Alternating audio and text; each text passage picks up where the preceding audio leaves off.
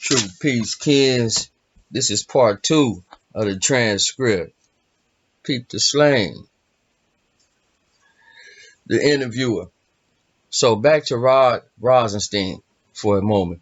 What can you tell us about his involvement with foreign nations with any type of intelligent transfers to groups outside of the country? Interviewee. This goes back to the FBI operations called Ghost Stories. It was very successful. They just kept heavy surveillance on known Russian assets within the U.S. Everything they were doing, whatever they found, what they were communicating back. It was just surveillance. But if you knew what they were sending back, then it would go the other way. You could tell what they were assessing and what they had access to. Thoroughly good operation. It was supposedly very successful.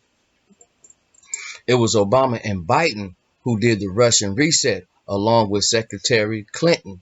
And they didn't want any problems with the Russians, inaudible, so they told them to cancel it. Well, they didn't. They kept their communication open with them. It just changed. Instead of just surveillance, they started communicating. They started providing information, and initially it was wrong. But then they started giving it to them in an exchange type of situation. Then they started altering the information, giving them inaccurate information. They were working them from the other side. Rod was aware of this. He was part of it at this time, because once it was shut down, it became under the heading of the DOJ in Maryland and DC. So he was part of it. And then they were giving up this information. They tried to pay him and he didn't take it. He was like, oh, no, because they were coming towards 2015, 2016 at the time. And he was angling for a big position, Attorney General, Supreme Court, then hopefully Vice President. So he didn't want anything like that to pop up. Well, Sean Bridges was actually taking the money they were offering. He was laundering it through Bitcoin around the world. And Rod was hyper pissed when he found out. It's one of the reasons he went after Sean and put him in jail. He's still there.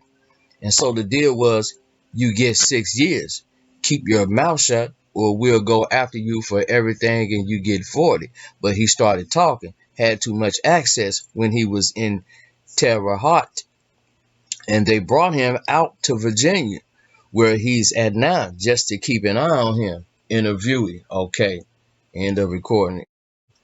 And this is part 2 of the transcript I'm reading for y'all. Peep the slang. Interviewer.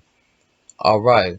So I'm going to ask you if we could get into some of the more of the details with the Dirty Trick Squad and how Rosenstein was a part of that group, and if Roberts had any type of interactions with the group as well. Interviewee. Dirty Trick Squad was just a nickname. It certainly wasn't anything official. This was a group of people that were either dirty or they controlled. I was one that was controlled. There was Rod, Sean Henry, he was FBI, Sean Bridges, Secret Service, Joseph Rosati, who was with the DEA, Alan Boroshock was ATF, Gregory Oates was the TFO with the DEA, but he was formerly Baltimore County Police. That was the basis of the Dirty Trick Squad. You had the computer experts, you had the muscle, you had the tactical experts, and that's what they were doing. And then there was another group in Fort Washington. He was running one down there. This was the satellite location in Baltimore just for the really illegal stuff, illegal communications, hacking, phone tapping, you name it. They concentrated their main focus all the time, Title III judges, federal judges, but they would go after anyone, political rivals, sitting politicians, anybody they needed to go after, anybody they were pointed at. They went after family members of judges and compromised people as much as they possibly could. They had no problem hacking computers and planting information to compromise people. This is something they had done numerous times. Rod had done this for years and years. So had Sean Bridges, where they would finagle a case that they had before the court where, for instance, they would arrest a gentleman and he had money, he had property, and he had the resources to fight them. They didn't like that. So Sean would go in, plant child porn on their computer, and what do you know? Oh, the examination. Now you got this on there. I don't know anything about it. Well, it's on there. We're going to charge you. And then he didn't want that to ruin his life. Didn't want to go to the prison as a pedophile. You know what happens and things. And they would use this as leverage in hundreds and hundreds and hundreds of cases. And then he would plead. The person they charge would plead to a lesser charge that would not show up on the record, but he would have to forfeit property, money, things like that, and they would skim their percentage off. Sean Bridges was particularly good at it and was his specialty, and he had done this at the county and state levels and got in trouble a couple of times, which is why he came under the sight of Rod Rosenstein, who got him up to federal. Sean did not like Obama, didn't like Hillary. He had access to the White House, the Air Force One, the CIA. He had those kind of clearances as the #1 expert on forensic study of the computers for the Secret Service, then for most of the government. Interviewer. Now, was he a government employee? Was he a contractor?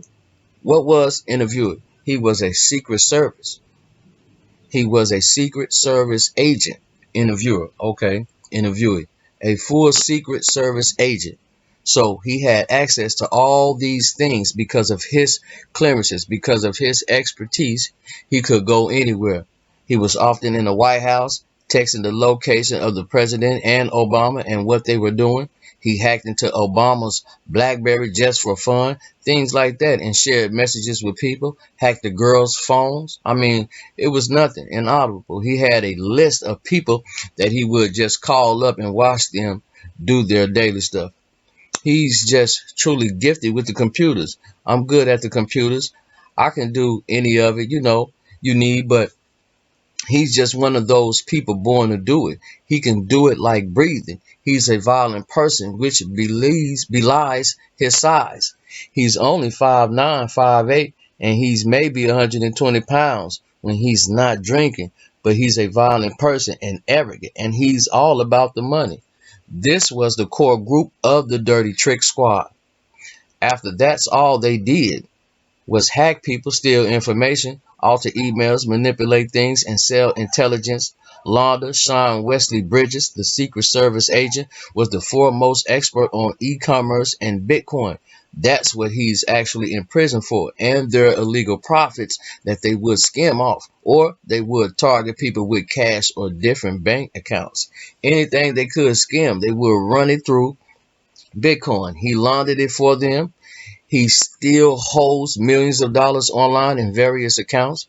He also holds several passports and will disappear as soon as he's released. Interviewer. Do you know where he'll disappear to? Interviewer. Central or South America. He's discussed Argentina and Colombia as possibilities because his wife's family is from there. They have family there. He was able to purchase legitimate passports and documents from governments in South America, and he has the money to do so. He's all about the money. Interviewer. Can you tell me about Alan Boroshock? Interviewing. Boroshock, he's ATF. He's retired now. He's a nasty piece of work. He gets involved in his official capacity with the illegal gun running for Fast and Furious. He was the one that made sure the paperwork stayed clean and things come back in the country. They were spying guns supposedly that would be tracked. Then he made sure things stayed clean as far as serial number, things like that. He's been dealing guns his entire career, as far as I know. He has lots of disposable money at his disposable. He has lots of cash at his disposal and things like that. He lives very well. When Rod started falling out of favor as the DAG, they felt that there was already thoughts. Brobershook, they felt that their protection was leaving. So Brobershook and Rosati both divorced their wives. No contest, but everything in her name. Paid off their existing houses with, I think, Rosati. It was over $300,000, and Barbershock was even more in cash. Bought another house with like $250,000 in cash down payment. Lived there. Rosati lived with his wife that he just divorced. Interviewer. Interposing now. When you say cash, you mean by transferring or by hard cash? Interviewer. They actually had cash to pay all things. Interviewer. Okay. Interviewee. And we're able to come up with large checks as well. But yeah, actually, he lived with his wife.